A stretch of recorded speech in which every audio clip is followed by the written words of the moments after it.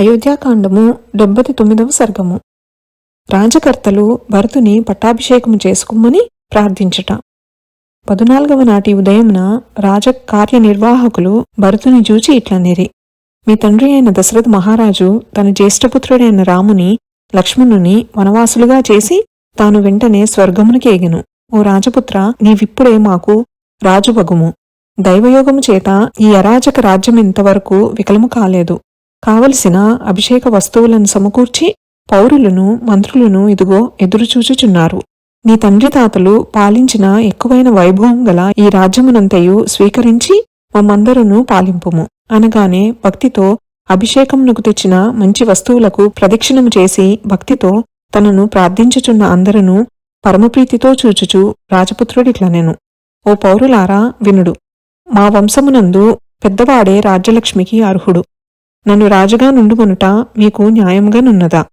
మా అన్నగారైన రామచంద్రుని రాజుగా చేసి నేను 14 సంవత్సరములను వనములలో నివసించెదను. ఇది నిజము. మా అన్నయ్య అయిన శ్రీరాముని తిరిగి తీసుకొని వచ్చెదను. అన్నియును సమకూర్చి పట్టుకొని వెళుదుము. సకల సైన్యములను సిద్ధపరుపుడు. అభిషేకమునకు కావలసిన వస్తువులను ముందుగా పట్టుకొని వెళుదుము. అందరూ బయలుదేరుడు. రామునకు అరణ్యమునందే పట్టాభిషేకమును సంతసముతో చేసెదను. యజ్ఞమునకు తెచ్చు అగ్నిని వలె భూతనయాపతిని పట్టాభిషేకముతో రాజుగా చేసి తీసుకుని వచ్చెదను. జనులారా, ఇది నిజము సుమండి. పేరునకు మాత్రము నా తల్లి అయిన పిచ్చి కైక యొక్క కోరిక తీర్పవలెనని నేను కోరను సుమా.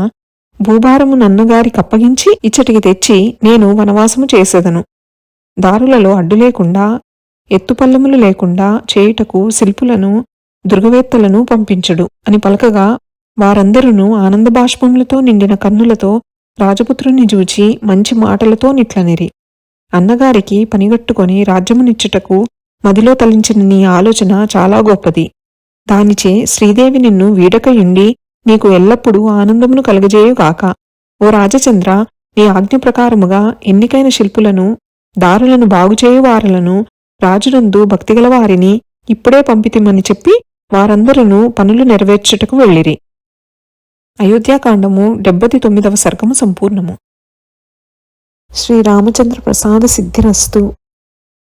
శ్రీ జగన్మాతార్పణమస్తు. శ్రీ శ్రీ శ్రీ. నమోస్తు రామాయ సలక్ష్మణాయ, నమోస్తు దేవ్యై జనకాత్మజాయై, నమోస్తు వాతాత్మ భువేవరాయ, నమోస్తు వాల్మీక భవాయ తస్మై. శుభం భవతు.